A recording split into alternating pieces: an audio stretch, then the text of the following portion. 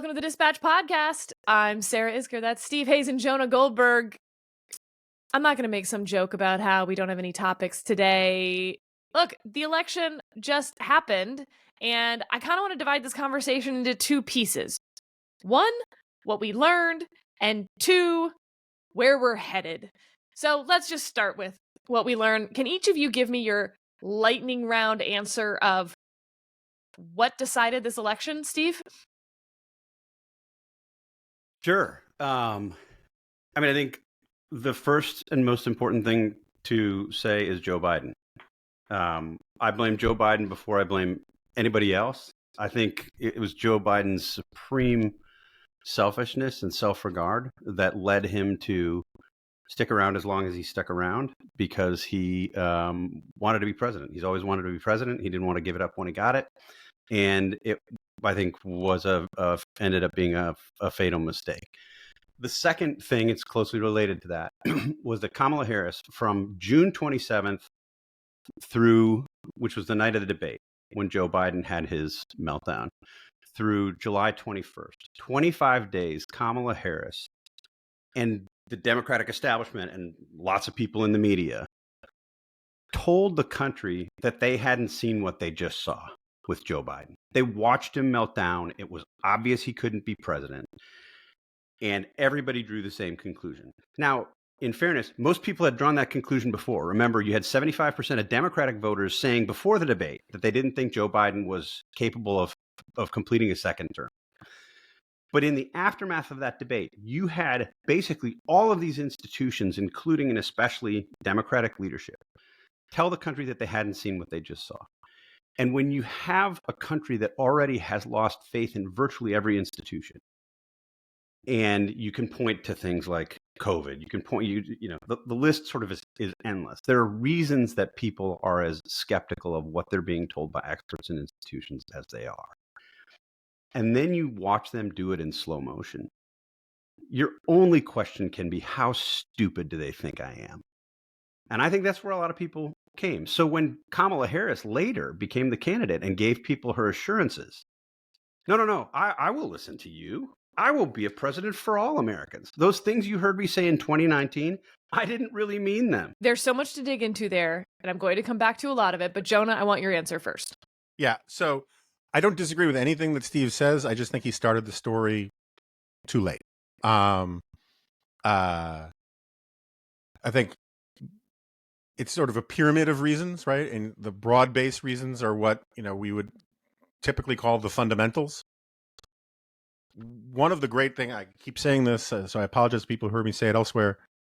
One of the great things about the last 4 years is the idea that inflation is no longer a problem, and that we can dismiss the threat of inflation, and we can do modern monetary theory, and we can print $1 trillion coin, and we only owe the money to ourselves, so we can print as much as we like, and all that kind of stuff. That crap is dead. You had a prominent historian arguing that he's concluded, this is like 5-6 years ago, he concluded that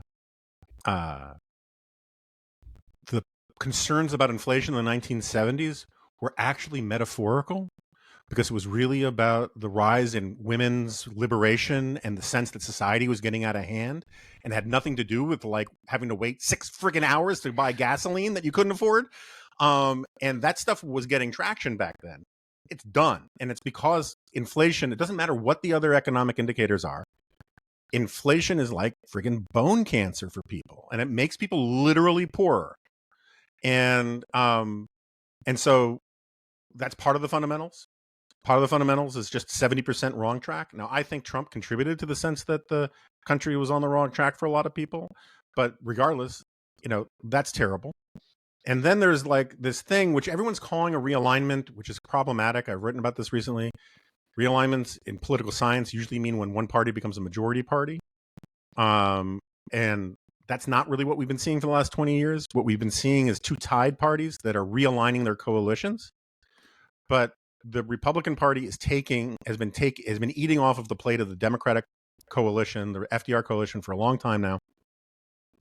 And it's taken so many of the white working class, so many in this election, staggeringly, amazingly, the Hispanic working class, that the uh, the the muscle memory of the Democrats about how they run for office in the last 20 years has been rendered obsolete by the new fundamentals. And we can talk about more about that in a second. And then you get all the stuff Steve says about Biden, which I agree with entirely.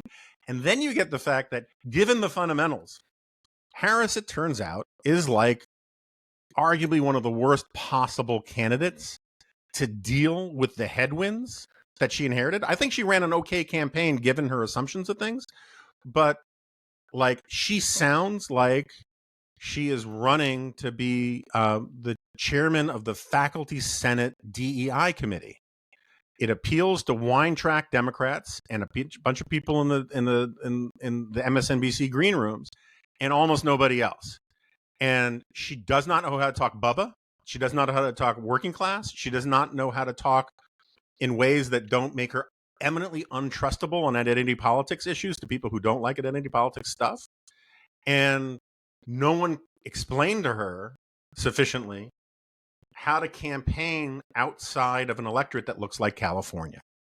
And then there's Trump, and then of course there's all the nostalgia for the Trump economy, which I think is kind of semi-bogus, but I get it. And it's psychologically very difficult to vanquish the comeback.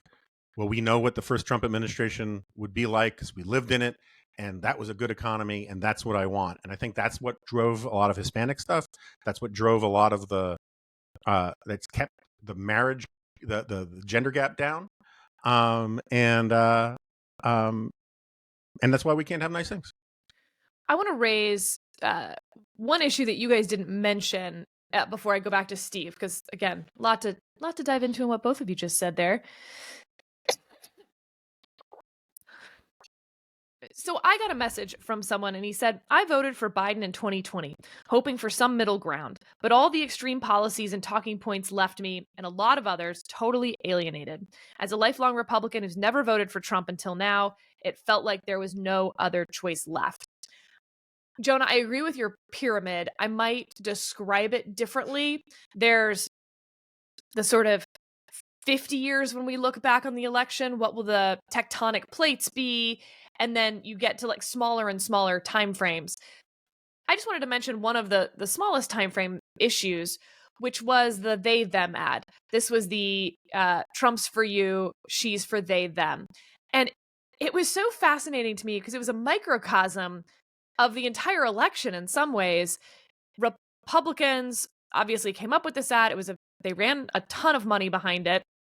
I thought it was probably the most effective ad of the cycle in terms of moving people. Obviously, the economic stuff I think is more important, but that was baked into people's real lives. And when they went to the grocery store, you didn't really need an ad on it.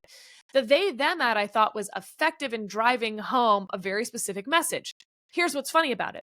Democrats and a lot of people in the media decried the ad as transphobic. They thought the ad was about trans people because it said she's for they them. But I think they missed the point of the ad and how the ad landed entirely. That was an ad about language. It was an ad about running for the, president of the faculty senate room. It was about having signature blocks in your email with your preferred pronouns. And that if you don't keep up with their language that's decided in this elite, condescending, arrogant set of people, that somehow you're going to be canceled. You're going to lose your job. You're not allowed in polite society. And this increasingly small, out of touch group of people gets to decide it. So that's what the they them ad was driving home for a lot of people. And the fact that Democratic strategists and media thought that it was about trans people instead of the language problem tells you everything you need to know about their language problem. So it was this perfect encapsulation of the asymmetry, I guess, between the two campaigns in a lot of ways. But Steve, can I make one quick point on that? I think you're right. I think it's a very good point. I will say the brilliance of the ad is that it's both. It's not just the language thing. For the base, a lot of them do think it's about transgender stuff. and that's a base mobilization thing. But for the people on the middle, the people who don't like to be lectured to, don't like to be condescended to, don't want to feel required to buy into the shibboleths of the sort of progressive elite crowd. It is a language thing, and that's kind of, I mean, it's a great point. I agree with you that for some people it was about transgender issues, but even that, I would argue, is not actually that much about. It's not like there's trans people marching the streets. It's about this idea that you're so out of touch that you think men should be in women's sports, that you think taxpayers should pay for surgeries for inmates that are immigrants that are going to be deported that weren't supposed to be in the country in the first place type thing. So yes, that is trans issues, but it's still, I think, about this totally out of touchness and not specifically about trans people. The way that, for instance, I think Republicans in 2004 were running against gay marriage, that was about gay people. That was about gay marriage. This is slightly different to me. It's more cultural than it is. It's different than 2004. Steve, thoughts? Yeah, so I have a complicated answer about 2004. I mean, George W. Bush said shortly before the 2004 election, he sort of said several things publicly that contradicted the message on gay marriage, which complicated everything. I think that's complicated, but I agree entirely with your other point. And the key here, it seems to me, that was an ad designed at the very people who were most likely to be put off by the excesses of Donald Trump. I mean, that was an ad with a target on suburban moms, on quote unquote normies, on and people to make who them feel like this guy who wrote to me that they have no choice. Correct. Donald Trump may suck. You may hate him. Yes, exactly. But you've got no choice. This is it. Yeah. The message to them was, if you want to keep going down this road that these people are taking us on, you're gonna, that's what it means if you vote for Kamala Harris or if you oppose Donald Trump. And for people who were concerned, had legacy concerns about January 6th and the Trump lying and the stolen election and all of the things he said that are insulting to people, they saw this and looked at that as their alternative and said, I'm not going to do it. All right. So, Steve, I want to push back on something that you said in your answer. Because I agree, or I've been saying versions of this, that this thing, as it turned out, I'm not saying everything that we're saying here, dear listeners, is because we now know the results of the election. Like, we know that. We know the parts of this we weren't saying during the campaign. You learn a lot when you see how people vote, who voted which ways, all of that. So, knowing what we know now, I think she had no chance to win. There was nothing she could do in 3 months in a campaign that could have won this election. And that Joe Biden, by refusing to not run again in January of 2020, baked this thing. And that if they had had a primary at that point, the Democrats would not have chosen Harris. They would have chosen a Democrat who could move away quickly and Heisman-like from the Biden administration. But here's my question to you, Steve. I'm not convinced that a Democrat could win this election. I'm not convinced that any Democrat could Heisman themselves away from a sitting Democratic president and win the Democratic primary and be able to run a campaign in this media environment and everything else.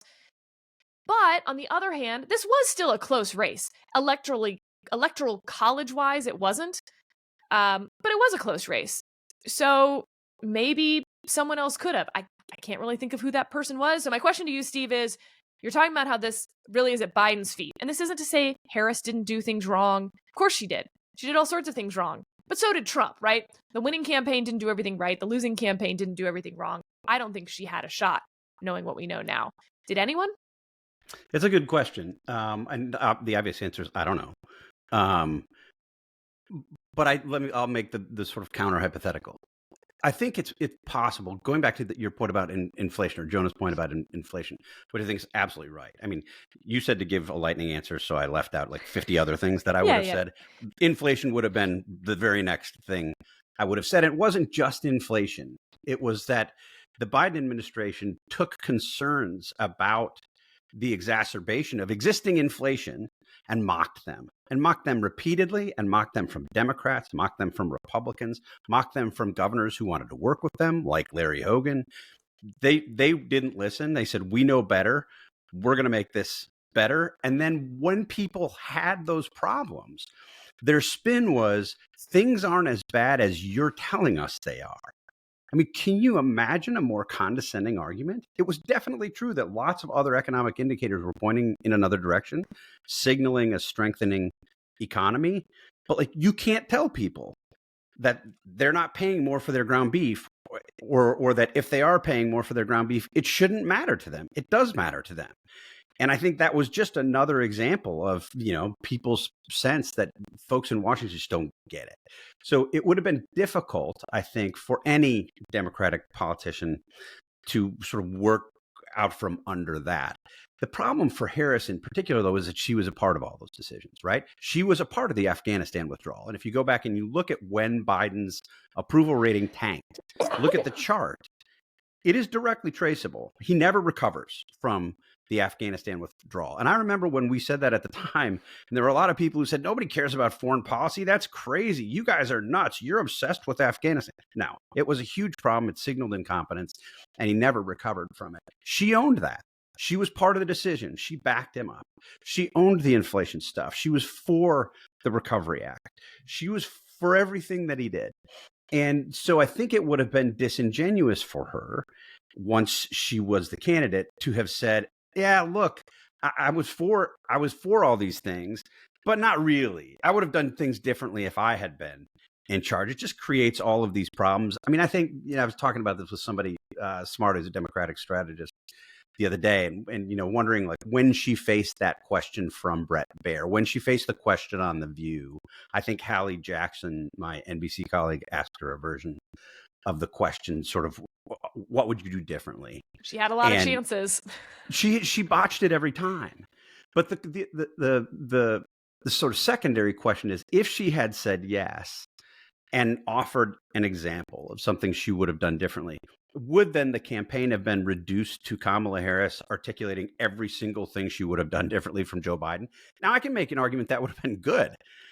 And the wrong track of the country is 25%. His approval is in the tank. So maybe it would have been better than what she did. I mean, by definition, it would have been better than what she did, because she didn't win. But I think your question is a good one. Could a governor of a state, a moderate Democrat in a state, have sort of run against Biden and against Trump as a new alternative? Remember, there was a time at which you asked people about Trump and Biden, and the biggest group in the electorate were these double haters. Could somebody at that time have kind of driven through the middle and said, look at what Biden's done. He promised to be the normal guy, and he's calling his opponents Jim Crow 2.0. Look at what Trump has done. The guy lost an election, and he instigated violence to try to stay in power. Like, the country's better than this. I mean, it's easy to imagine how somebody could have run that way. It's hard to know whether that would have been successful. All right, let's tick through some other stuff that we learned. The Latino vote, Jonah, that you mentioned, looks like it shifted pretty dramatically toward Trump. Is that A, because waves of Latino immigration are assimilated and they don't look that different than white voters at this point, and so they vote on the economy and normal stuff like that? The identity politics era has reached its logical conclusion and failure. Okay, B, she was a female candidate. She was a female Black candidate. And at least some of what we saw was racism and sexism that nobody wants to talk about. C, immigration. I'm curious how you think immigration and abortion played any role in that voting block. Go. Sure. So I know you guys have no experience with this kind of thing, but this is the time of year where you end up repeating things you've said elsewhere quite a bit, because you have, whether it's at the supermarket or on TV or on radio or whatever, and it's kind of like having to clear out all of your old Halloween candy. Because it's not gonna it's losing its utility really quickly. So I've been making this supermarket sweep analogy for a while, right? That's the game show where you have to fill up the shopping cart. And if you can't go over $300 or whatever, right? You have to want to get just, it's like Price is Right, just under. Now, you can argue that the last thing you put in the cart is the thing that puts you over. Or you could argue that the first thing that you put in the cart puts you over, right? A lot of the things that we're talking about, failure has a lot of fathers, right? And so emphasizing one thing doesn't mean another thing isn't also correct. So that said, first of all, I guess I would start with the fundamentals argument again. The United States is a nation of immigrants where the immigrants always want to pull the gangplank up behind them. And that was true with Italians and Poles and Jews, and right? I mean, maybe not in every regard and all that kind of stuff, but like the idea that people who have an immigrant story, which is like nearly all Americans except for Native Americans, right, and to a certain extent African Americans, doesn't necessarily mean that they want an endless supply of more immigrants. And so the nature of the Hispanic coalition, I shouldn't even say it because it's not a coalition. The nature of the Hispanic demographic is so wildly inchoate and diverse that it's always been kind of stupid to talk about Latinos as a single group. Mexican Americans in California are very different in a lot of ways than Mexican Americans in Texas. Just look at the tacos. There and you I go. actually am being pretty serious about that. Yeah, Our tacos are night and day different in Mexican taquerias in California versus Texas. Like, you wouldn't think they're the same food group. Right. Well, so Tom Sowell has always made this point about it's good and important to look at where immigrants come from if you want to understand their story and stuff. You also have to look at when they came. Mm-hmm. And immigrants, there are Mexican American families in New Mexico that have been there for centuries. And well, don't forget the Mexican American immigrants in Texas, where actually they've been there the whole time. We're the ones who came and then redrew the border at the Rio Grande. That's right. And then there are like Mexican Americans in Union City, New Jersey. They've been there for 5 minutes, right? And they're different people. They left different. Their ancestors, they came from different countries in a lot of respects, right? And then you get into the fact that like immigration used to be code for Mexican Americans. It's not anymore. It's you got people from Ecuador and Venezuela and Cuba and yada yada yada. It's just all very different.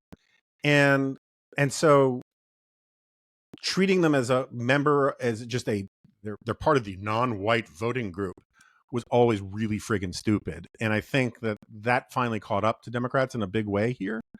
I'm not happy that Donald Trump is going to be the next president, but I think this is a very good thing for American politics that it happened.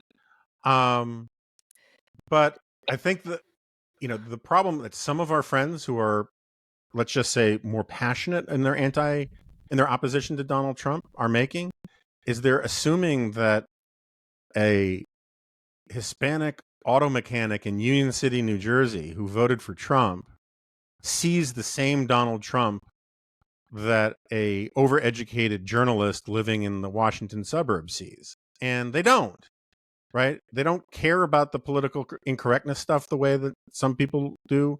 They don't think he's Hitler, right? They didn't think they're voting for Hitler. And so I think the freak out about a lot of this stuff on the left is wrong, or the anti-Trump side is wrong. But it's really important to point out the celebration on the pro-Trump side is wrong too. These people are not necessarily hardcore MAGA. They're pissed off about inflation. They don't like Kamala Harris because, again, she talks like someone they don't understand, right? She talks like she smartly didn't use Latinx, but she's the kind of person who uses Latinx. And they don't pay very much attention to politics, right? These are some of the last people who got in the supermarket sweep shopping cart. And one of the reasons they got in last is they don't pay much attention to politics. They don't care much about politics. But when their businesses are doing bad, when their pocketbooks are hurting, and you press them with a choice of, do you want to live like it was 2018? Or do you want to live like it was, right now or 2022? They're like, I remember 2018 was much better for me. And that doesn't make them super MAGA. It doesn't mean they're all going to be super psyched if Trump tries to send a bunch of dudes with guns to drag people out of their homes and throw them in detention centers, which is what you would need for real mass deportation. And so this is one of the really stupid times in American politics where, and it happens after every election, the winners think that their electorate is locked in and they're going to support whatever the next president does, no matter what. And the other side thinks their electorate is locked in too, and that they are all completely on board with what the new president is going to do. And it's just not the case. Politics is going to come back, and it's going to look very different than any straight line projection from this moment. So, Steve, obviously, she basically lost ground with every group. She even either maintained ground with female voters or maybe even lost a little bit. Maybe she gained a little bit. We'll have to see when those exit polls sort of become better. It's too close right now. They revise them going forward. They Right. continue to check them, and we get the final ones like at the end of the month, I think, right? Yeah. Yeah. But for right now, she could have done worse with women, actually. But otherwise, the youth vote, Gen X vote, Latino vote, people who care about abortion, who want abortion to be legal vote. He drew that to a tie, it looks like. Is this the end? How much of this is permanent, to Jonah's point, right? Is the education realignment permanent? And I don't mean permanent forever, obviously, you know that. But I mean, will this hold between the two parties, or is this Trump only? Is this 2024 only? So, you mean temporarily permanent? Temporarily permanent. That's right. Indefinitely permanent? Because I said before the election, for instance, that I thought the education realignment probably was an actual realignment between the two parties, where I thought the gender realignment might not be, that might just be a Trump special. Right. And I stand by that. I think there's nothing to disprove that thesis yet.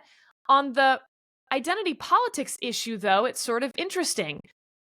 Are Democrats willing to abandon their entire theory of the electorate, basically? And as I've spoken to Democratic strategists in the last few days, it's been sort of interesting. I can't tell whether they're just not willing to tell me, if you know what I mean, that they're rethinking this, or if genuinely they just don't see the problem. Like a common refrain is something like, we're the party that's for all of these people because of who they are, and they just didn't see it. So it's a messaging problem. Yeah. Or this was just the economy, and so as soon as the economy's better, we can go back to identity politics because it will work. It's just the economy tide was too high and it swept all the boats. Steve, are we moving to the end of identity politics? Is Rui Teixeira just going to throw a little party for himself? It's done now? Yeah, so a lot to respond to there as well. First, I think nothing is permanent. I think all of these things they have their moment. Some will last longer than others, but nothing is permanent. The things that people were saying were permanent in the early Bush years were definitely not permanent. So I don't think we're talking about anything permanent. Two, I agree with you. I continue to agree with you. I agreed with you at the time. I continue to agree with you that the education shifts are likely to last longer than the gender shifts and some of the other things that we're seeing. Three, I think it's so deeply ironic that the primary reason, when you talk to Democrats, Democratic strategists, people around sort of Biden world, when Joe Biden finally decided he was not going to continue the race, there was a discussion, a brief one. Should it be Kamala?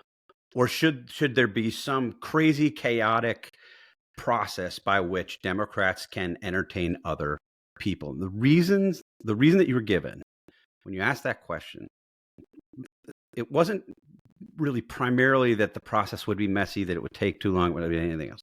You can't not choose Kamala because she would be the first Asian American nominee. She would be the first Black nominee. She would be not Asian American. She would be all of these boxes that she would check. Female, and you couldn't do that because you would piss everybody off in the identity groups.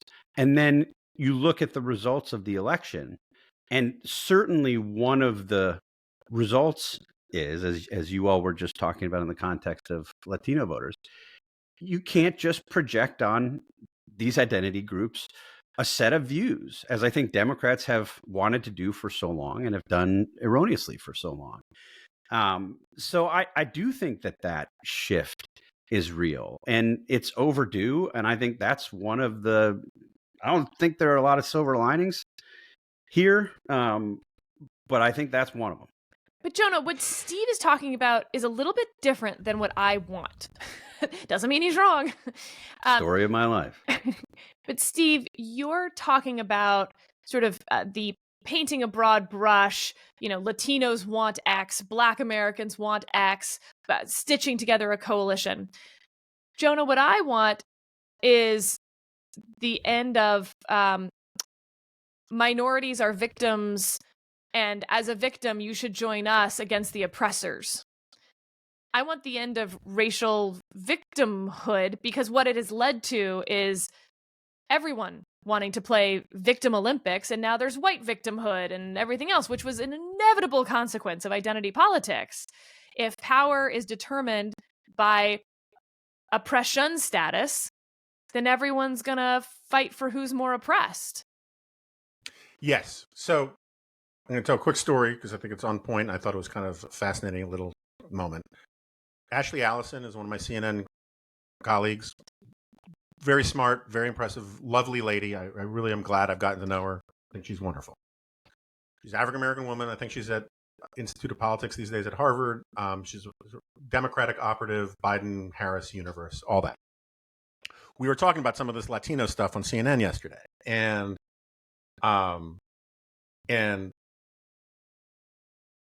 I was making this point about how the Latino voting bloc is much more, like sort of I was saying here, is so much more diverse than the boilerplate term Latino can really capture, and getting into all of it. And she was nodding along, and then she said, I agree a lot with what Jonah's saying, but I just want to be clear, like, I do not like talking about groups when one of them is not represented in the conversation. And on the one hand, I get it entirely, right? There's a certain amount of good manners to it. There's a certain amount of PC, whatever. It's like, it's a core belief of the identity politics kind of left, even when they're agreeing with my larger point. But on the other hand, the idea that somehow if you had the designated representative of the Latinos on the panel, they would have authority to speak for Latinos is the problem, right? Because invariably those people come from, I mean, they're conservative versions of them, to be sure, but like the people who are professional representatives of ethnic groups have a business model that requires the perpetuation of this kind of categorical thinking. And it's that kind of categorical thinking that gets the Democrats into trouble in the first place, right? Or it's finally getting the Democrats into trouble in this election. To your question, yeah, look, I agree. I've been on this Rene Girard kick. He's a philosopher. The fact that he's like Peter Thiel's favorite philosopher should not dissuade you from being interested in him.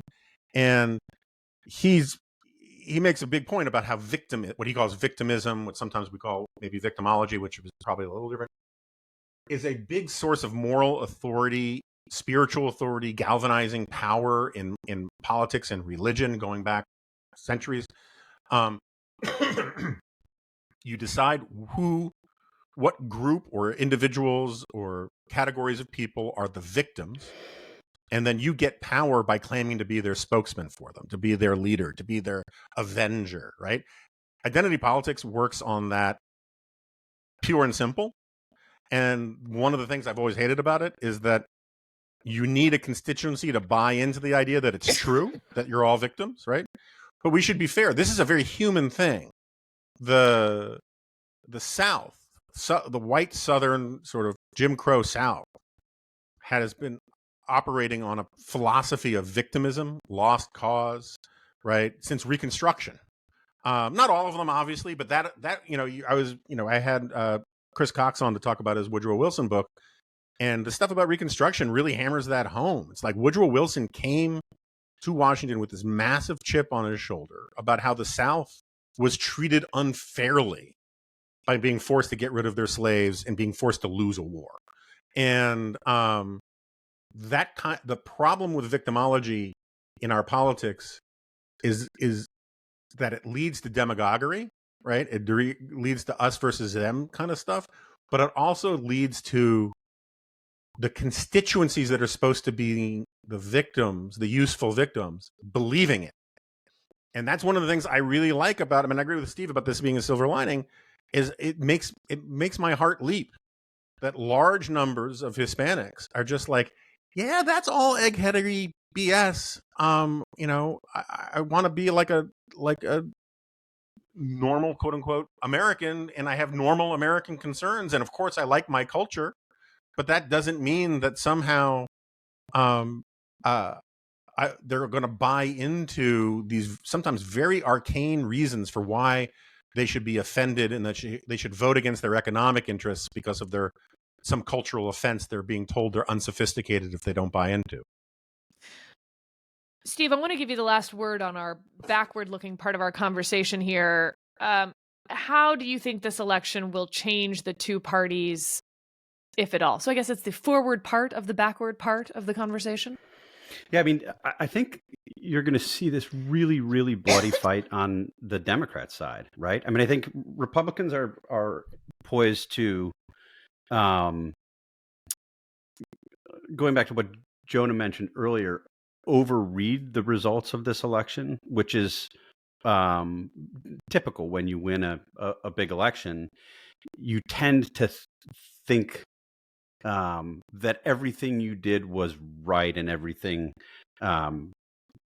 every conclusion you reached flows naturally from the results of the election, and that you made all the right decisions all along, and that's why you and that's why the voters were with you. Right. Like, which is a little bit nuanced. Like, it's not just that you did everything right, but that also they knew you did everything right. Right. Exactly. So I think, we're in the middle of that, and you can see that with some of the huffing and puffing you're getting from the super mega right, which is to say, I should say, that's not to take anything away from the campaign that Chris LaCivita and Susie Wiles ran. I mean, I think they ran a really smart campaign, and they did do a lot of things right, and they deserve, just on a purely political level, we'll set aside sort of moral concerns, but like on a political level, like the ad that they ran that we were talking about earlier, the trans ad, and it was a home run. They spent 5 times more on that ad than they spent on ads about the economy. There are strategic decisions, tactical decisions that they made, and they made a lot of good ones. So credit to them in that sense. I don't mean when I'm saying that there's an overreading taking place, I don't mean to say that they don't deserve credit for the good decisions they did make. They won big. What you're seeing on the Democratic side is the opposite. And it's the finger pointing, it's the circular firing squad, use whatever descriptor you want, but it's happening now. And I think there are so many assumptions, I would say chiefly the identity politics discussion that we just had, that they're going to work through now, that will have them, really revisiting and rethinking some of the things that are at the core of the Democratic Party and have been for literally decades. And they're going to have to work through that. And I think it's going to be ugly. I think it's going to be really ugly. You can already see, I mean, you have people are dividing into camps. Progressives are saying, do you believe that Kamala Harris ended her campaign talking about campaigning with Liz Cheney and talking about January 6th? And you're seeing the moderates say, yeah, she was campaigning with Liz Cheney, but she didn't make any policy concessions to Republicans. She would stand next to Liz Cheney and then she would go on and talk about abortion the way that she talked about abortion. And there were no policy concessions. So of course she wasn't going to be able to reach these people. So you're seeing these debates unfold in public. I think it's going to be really messy and really ugly. And, they're going to have a lot of figuring out to do. Now, there's a midterm in 2 years. The map looks pretty good for Democrats. I think they're likely to get their stuff together sooner rather than later. And if we're right about the kinds of things that we said as we worried about a second Trump term, I think Donald Trump is going to overreach in a bunch of ways. I think he's going to do a bunch of the things that I've spent the past 3 years warning about, concerned about. I think he's going to do a lot of them. I think it's going to be bad. I think tariffs are going to be bad. I think the economy is going to hurt if he does them. So that will help the Democrats, I think, push through their argument because they're looking at Trump and his policy. So, Jonah, let's use that to transition softly to looking forward.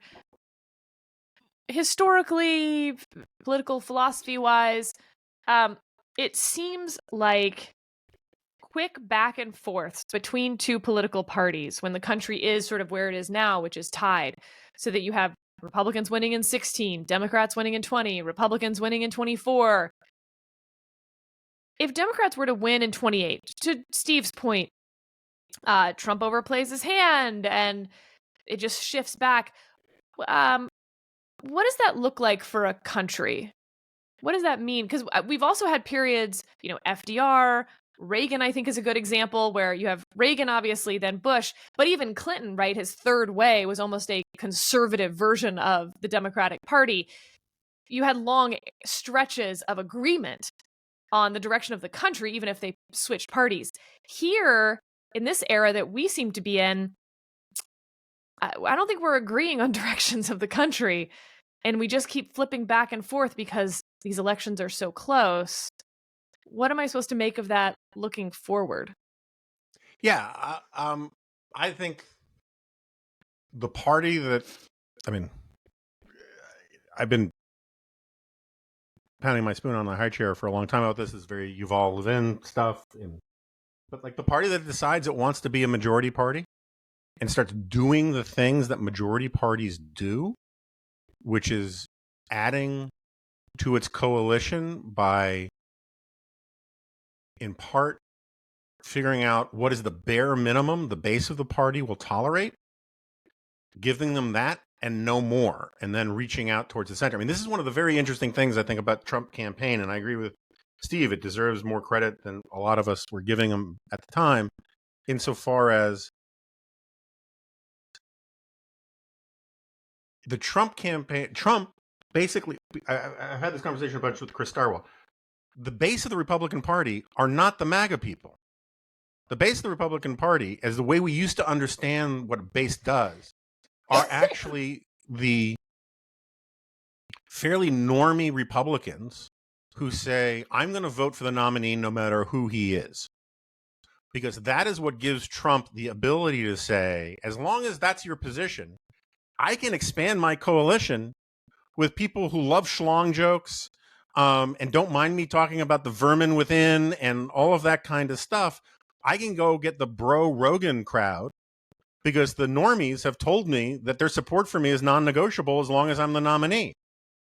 And so he's built a different coalition. And the only thing that really, not the only thing, but the thing that really bothers me about this is that when I say to the people who channel the Wall Street Journal editorial page as their position, yeah, he's bad, but it's going to be okay.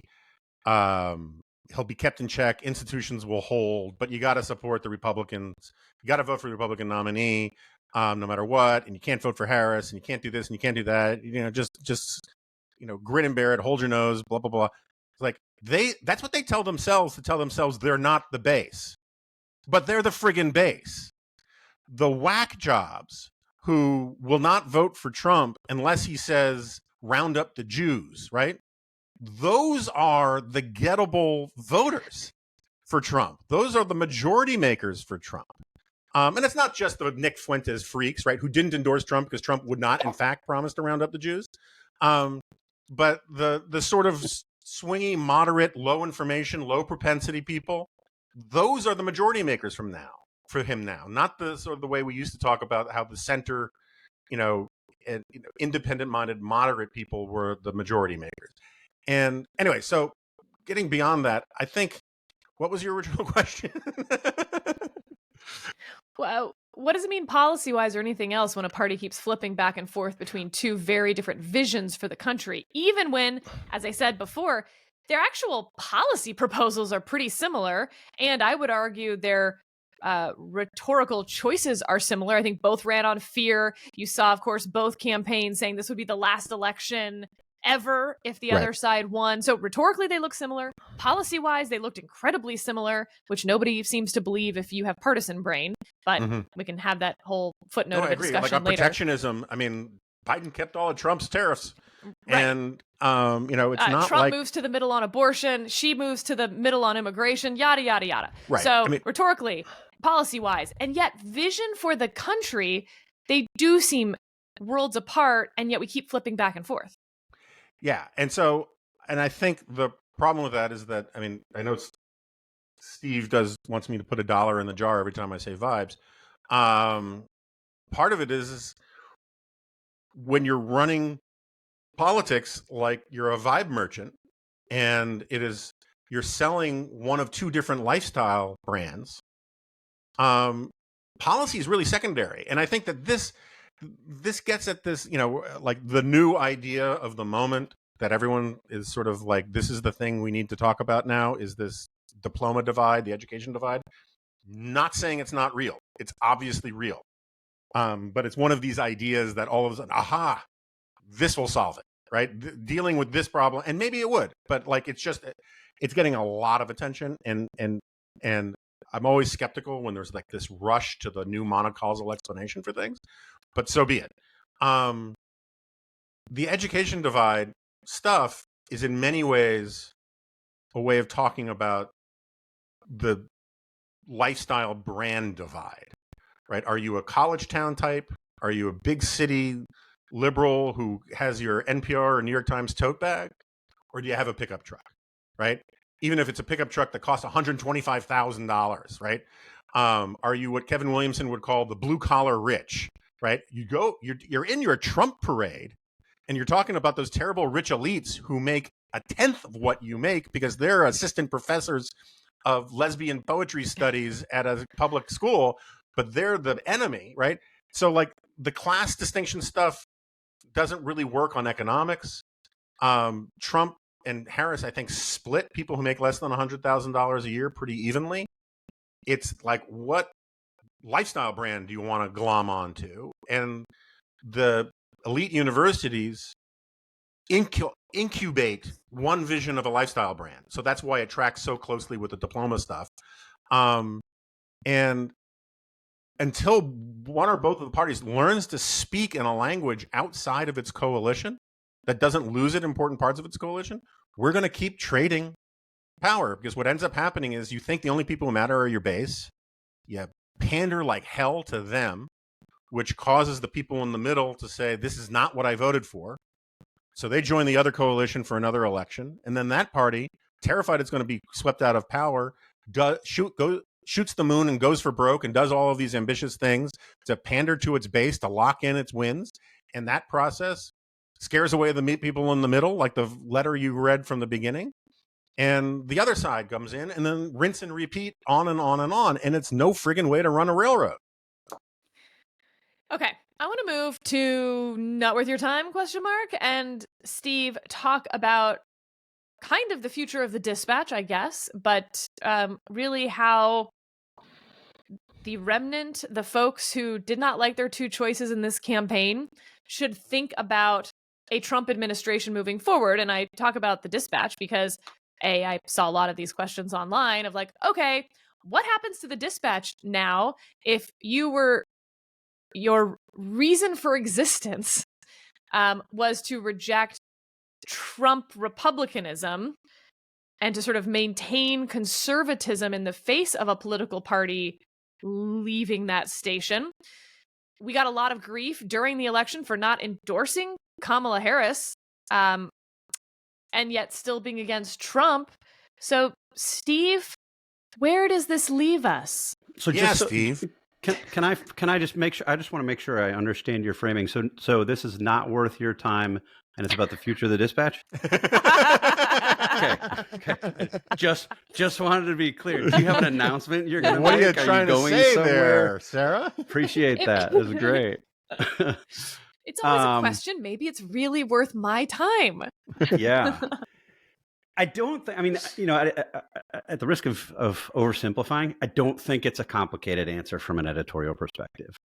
And I think, let me start by sort of correcting one of the misimpressions that it sounds like some folks that you've been reading or listening to on the comment side have. We were not founded as an anti-Trump entity. We've said this before. I'll say it again, just for clarity's sake. We weren't founded as an anti-Trump entity. And I've said this before. I'll say it again. When Jonah and I first took this out to try to raise money to launch the thing in the spring of 2019, we had a 15-20 minute PowerPoint. It must be said it was a PowerPoint that neither of us knew enough to put together. We had to get somebody else to put the PowerPoint together, but it didn't mention Trump. So we talked for 15 minutes about it. Trump was president at the time. And we talked about a post-Trump era and building a media institution based on intellectual honesty and pursuit of truth and facts, and kind of marrying old school journalism with conservative principles, limited government principles. So that's how we started. That's what we think we're doing. And I'm not objective about it, obviously, but I think we're doing it pretty well. That's what we intend to do. The main error, it should be pointed out, was that we were looking at a post-Trump world. Like, Right. Obviously we're not. So I think the question narrowed a bit is sort of, what do we do in this post-Trump? I mean, in this non-post-Trump world, in this Trump-dominated world. Yeah. And my very simple answer is we keep doing what we've been doing, and we do more of it, and we do it better. We are reporters. We provide fact-based reporting and commentary. This is what we said we were going to do from the beginning. And I think it's arguably needed now more than it's ever been needed. I think it's really important. One of the things that you saw over the course of the last election, and this is particularly true of, I would say, newer media outlets, is, either individual journalists or media types not only aligning themselves or endorsing, which we didn't do, as you point out, Sarah, but endorsing and campaigning for candidates. And this happens sort of on all sides. Obviously, the Bulwark have friends of the Bulwark, but they were very much in the Kamala camp. They had a super PAC that ran ads, Republican Voters Against Trump, I think it was called. Some of those ads I found very effective, but they were involved in the game. That's what they were doing. And on the other side, you saw people like Megyn Kelly give a speech at a Trump rally the night before the election, Ben Shapiro and others in that fight, and basically blending activism and journalism. Now, of course, they're opinion journalism, and you see this, of course, on the left. I mean, the model for this, a very successful model for this, is crooked media, right? And those guys these are the Obama bros who built a media company.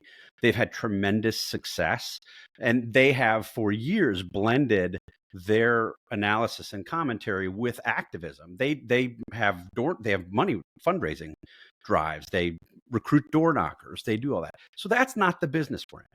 We've never been in that business. We don't want to be in that business. It's different.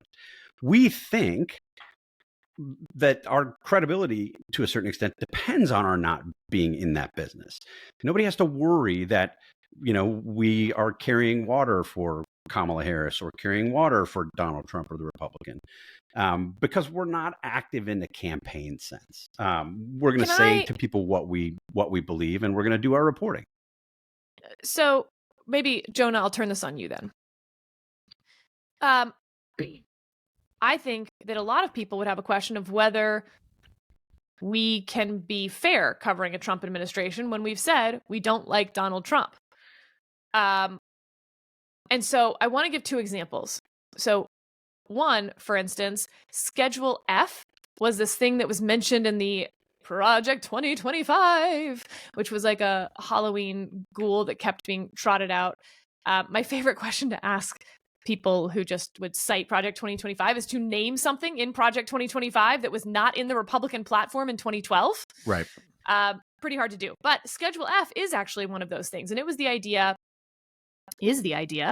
that there are basically too many positions that have civil service protection, but are actually policy-making positions. And that if you're in a policy-making position, you should be a political appointee. And so instead of 4,000 political appointees across the entire executive branch, it should be something more like, and I'll get this number very wrong, 10,000, let's say. I think there's something deeply conservative about that idea. And I think it would be an idea floated by a brave Republican administration of any kind, again, back in 2012 era, let's say. Tariffs, on the other hand, would not be floated by a 2012 Republican administration. They're not a conservative idea in our, Burkean conservative sense. Do you think that we are going to be able to differentiate between things that the Trump administration does that are good conservative policy, even if it's rhetoric we don't like or comes with scary Project 2025 language, etc., versus the stuff that actually is not conservative? Or I just feel like for a lot of people, there's this concept of Trump derangement syndrome, and it's on both sides, I will tell you, that like if Trump's name's attached to it, you can't be for it. Like buying Greenland, I think you were for ahead of time, but now Trump's for it. Are you still for it? Yada, yada. Go. Yeah. So I've written quite a bit about, in fact, the Greenland thing. I still think it's a great idea. I lament the fact that because of this Trump derangement stuff, the second Trump says it's a good idea, everyone thinks it must be crazy. And I think, the Greenland thing is kind of an outlier because it is kind of an outlier idea. But there are plenty of things. I'm with you on Project 2025. You have not heard me or read me going nuts on Project 2025 because a lot of it I basically agree with. I mean, the political handling of it was ridiculous and embarrassing, particularly for the Heritage Foundation. But a lot of the ideas in it, I have no profound objection to. I mean, you have to be specific. People will point out this thing or that thing, and they're like, okay, well, that's different than this thing. Whatever, that's fine. There's actually a lot of free market stuff in the literature surrounding Project 2025. I agree with that, right? I want to on the issues. I think I have been fairly consistent and honest about that. Like there are things Trump did in the first term, Abraham Accords, and go down a long list of things that I think were net good. And I think, just to be clear, some of the stuff you're talking about is, things that, Kevin Williamson will handle one way, I'll handle another way. Nick Catoggio will handle a third way. And that's all fine because we're on the opinion side, right? But, Scott Lincecum, when he talks about trade stuff, it is not like he is all of that of a cheerleader for Joe Biden on any of these kinds of things, right? And on the actual reporting side, David Drucker is a great reporter. He gets along great with a lot of people in Trump world. I think he plays it straight. Mike Warren plays it straight. I think it's, we might run into problems with sourcing, right? People willing to talk to us because of, my profile or Steve's profile or Dispatch's profile or your profile or whatever. But that's why, we pay, Drucker and those guys lavish salaries is to get around those problems. Steve, can I just tell you, and to Jonah, I'm really excited to not be talking about a campaign anymore.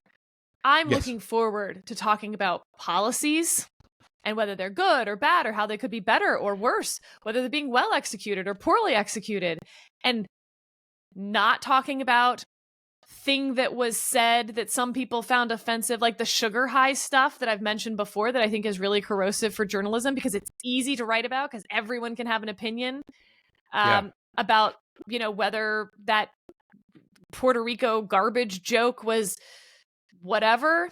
Like, I want to dig into real stuff because I think that's our competitive advantage. So I agree with that. Before Steve answer that, I just want to make one quick point about this because, about the Dispatch per se. I agree with Steve on the editorial side. The business side is a slightly different thing because of the environment that we're going into. There are going to be people who, because of vibes, are going to feel like they don't want to get, like Jeff Bezos. I didn't think he needed to pull the endorsement, but the fact that he thought he needed to pull the endorsement tells you something about the business climate out there. But in terms of our audience, right, and our editorial positioning, whether it's the Bulwark or it's MSNBC News or a bunch of other places, right, their audiences have a very high expectation that whatever they get from those platforms, they're going to agree with. I think there's a lot of that going on with other outlets that we're sort of peer competitors with in one way or the other. But I think we've educated our consumers to a certain degree, our readers, our members, right? That about 20 to 30% of the time they're going to be pissed off with something that someone says around here, or that or the way we report things. And that's that's my percentage. Surely everyone else's is higher. Yeah, and so this gets at this sort of meta thing that I've been ranting about for a while. The number of people on the pro-Trump side, anti-Trump side, left-wing, right-wing, who think we're all selling out and taking the easy route are insane. Like, we piss off everybody. No one is happy with where we are, because we are not willing to buy into the dominant narratives of either side. And the people who get what we're doing appreciate it. And if you're one of those people and you're not yet a subscriber, please become a subscriber. If you're a business that wants to reach out to the persuadable middle in this country, and remember, the persuadable middle doesn't mean it's 50% left-wing and 50% right-wing. There are some issues where the right is 100% correct and the left is 100% wrong. And there are some issues where the Democrats or the left are going to be closer to 100% correct and the right is going to be 100% wrong. The persuadable middle is willing to sort of say, housing policies that keep young people from getting in, or teachers union directed policies, are 100% bad, even if Democrats like them. And people are willing to say that, right-wing policies on, these days call it protectionism, since that's where we are 100% wrong. And I think the business climate, which cares a lot about not pissing off politicians, gets stuck in this weird place of being scared off from working with people. But we hope that that's a space for us. And if you're just a normal reader and subscriber, that you get what I'm talking about, try to convince somebody else to subscribe, because I think editorially there's really not a lot we need to change in the Trump era. Correct. The business wise, it's going to be an adventure, and if people want to help us out in one way or the other, we'd love to have that conversation. Yeah, and I think, look, for maybe, obviously there are people who don't think that actively participating in political campaigns and doing journalism is problematic. I mean, we're seeing more of it. That's a growth industry right now, for sure. We take a different view. So what we're trying to do is be as intellectually honest as possible at all times. And I think that's something that people can have come to count on us for, and will continue to count on us for. It is we published this post the first day. We call it the manifesto internally. We literally included in the manifesto a section about challenging our own assumptions and challenging the assumptions of our readers, because we thought that too many places were leaning into partisan politics and polarization for sort of giving into audience capture, trying to please their audience, providing affirmation more than information. That's not the business we want to be in. So, if you're listening to us, you've probably heard something here today that you don't like, that you disagree with. We think that's a plus. We're just going to tell you what we think. To go back to your original point, though, Sarah, I'm not sure that you're going to get the relief that you want now.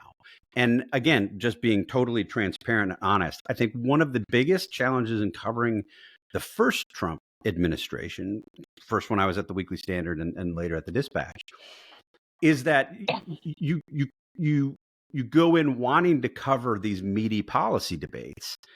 And then you learn that policy is made because Donald Trump read an article that John Bolton wrote in The Hill that Steve Bannon handed to him, or that somebody handed to him to contradict Steve Bannon and Trump made the decision on that. That was an actual thing. I'm not making that up.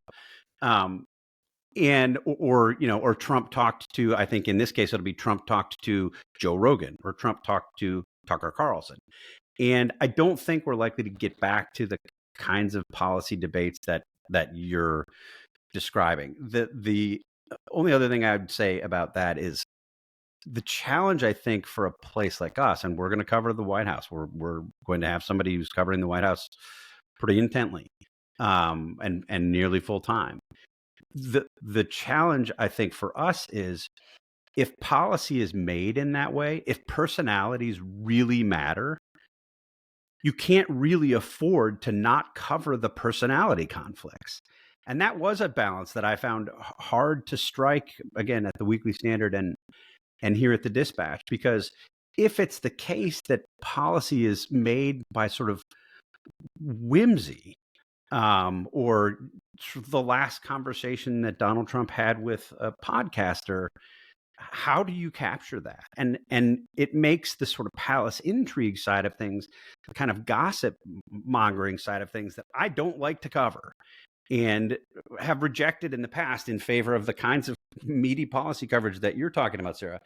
But it makes that important. There was the analogy I've used before, and I'll shut up about it, was, when I first read What I Saw at the Revolution, the Peggy Noonan book about the Reagan administration. She was a speechwriter, and it was so eye-opening, such a fantastic book about how politics works and how the various constituencies inside the administration lobbied to get their policy priorities in the speeches so that when they came out of the president's mouth, they were policy. And I think what's happened in the Trump era, this was certainly true in the first Trump administration, I expect it will be in the second, is that the process there is flipped. So there's much less scrambling on the front end. I mean, the policy people do what the policy people do, the cabinet agencies do what the cabinet agencies do, but it's much more ad hoc. And what happens is Trump will say something in a meeting or in a tweet or what have you, and then there's a scramble after the fact to assign meaning to that in policy terms. And the people who are successful are the people who are fastest and most persuasive to explain what the president must have meant in his conversations. And covering that and covering it well, I think, will be really important to helping people understand the dynamics of this new Trump administration. I thought it would be a funny joke last night to send a text to the person who I understand is handling the Department of Justice transition team and said, hey, I heard you're the guy to talk to if I want to come back in, and here are the jobs I'm thinking of. Hey, Don't worry, he's a really good friend. He got the joke. So, but people come to this for like your penetrating insights about all these things. Who do you think is going to be AG?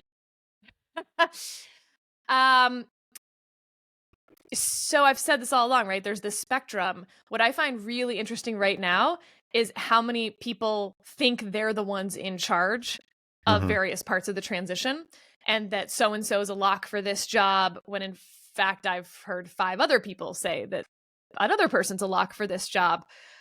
This isn't that different from what happened in 2016, except for one big difference. In 2016, nobody had been on Trump's team, and it was such a shock when he won that it was a total free-for-all, and everyone was just sort of giddy and happy with their friends, and it was, happier. This time, you see something that I saw, by the way, in 2012, in the last few weeks of the Romney campaign. Everyone's knifing each other. When you think you're going to win, and there's different factions, and there's power on the line, and this much power on the line, everyone's just trying to talk about how so-and-so wasn't actually loyal, and they shouldn't be in charge. And within Trump world in particular, that gets magnified times 1,000. So you asked me who I think is going to be AG. I think there's totally different versions of it. And remember, also in Trump world, whoever gets to the top of the pile first doesn't stay there long. Because once that group is seen as having the power in the ear, then everyone comes after them and they're toppled pretty quickly. So, I think Ken Paxton and Mike Lee would both be pretty high on those lists. But what if they scramble to the top of the pile in early November and then by Thanksgiving, someone's already taken them down? Right. So crabs in a bucket kind of thing. Yeah. Yeah. So it's funny you say this because I just did, I love this. The Telegraph of London has this Ukraine podcast, Ukraine the Latest, and they had me on to talk about the election stuff. And they were particularly concerned with national security appointments. And so I had to do something, as you guys know, I try not to do, which is actual reporting.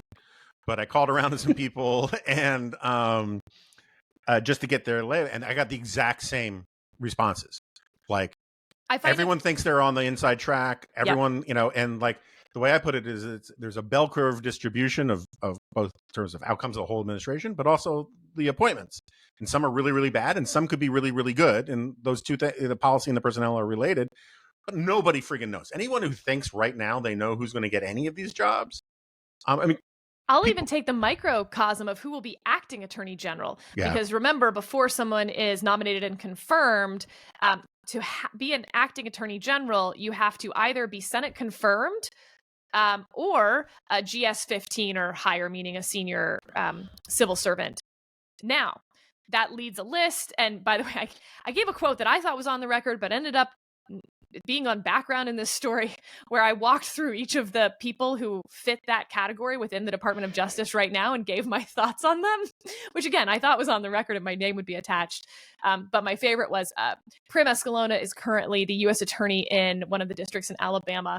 And I said, I wouldn't pick Prim if you want to do shenanigans. And like literally everyone knew that was me because it sounds exactly like me. Yeah. So I got a whole bunch of texts that were like, Sarah, that's obviously you. And I was like, yeah, no, I meant to have my name on it. But, you've got Curtis Gannon, who's in the Solicitor General's office right now, who's probably the most senior person in Maine Justice, who used to be a Trump appointee during the first administration. But then you've got these interesting questions of whether you can have a Senate-confirmed person in one of the independent agencies. So, for instance, Andrew Ferguson, who's over at the FTC, was a Trump appointee, but he's in an independent agency. Does that actually count under the Vacancies Reform Act as someone who can be put into an acting position, for instance, acting attorney general?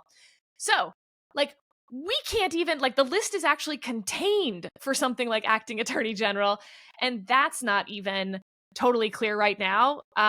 So, for more of that, by the way, tune into this flagship podcast called Advisory Opinions, as David and I will be talking more about that. So I have a theory. I've had this theory for years. If Trump won again, that if you wanted to confirm an AG with 98% of the vote, the person you would name that would be fairly reliable to operate on the president's agenda would be Ted Cruz. Because like Teddy Roosevelt being made vice president, the Senate would love to confirm him and get him out of there. I have often mentioned Ted Cruz on that list. I think that's totally on the spectrum. It's on the super normie side of the spectrum. Mm-hmm. You also have to remember he just won a very expensive Senate race in Texas, and to have to do that again, I think probably makes a lot of people a little nauseous. But sure, and I could name a whole bunch of other options that are on the other end of the not normie list, for instance. I think that the Ken Paxton, Mike Lee model is sort of in the center. It's neither on the normie side nor the totally wackadoo side. But yeah, I mean... You think Paxton can be confirmed? In the Senate that he now has? Yes, I do. Okay. Because you no longer need Collins and Murkowski, who would sort of have been the have their foot on the brake votes. So, but you know what, guys? There is going to be so many episodes to talk about all this stuff on.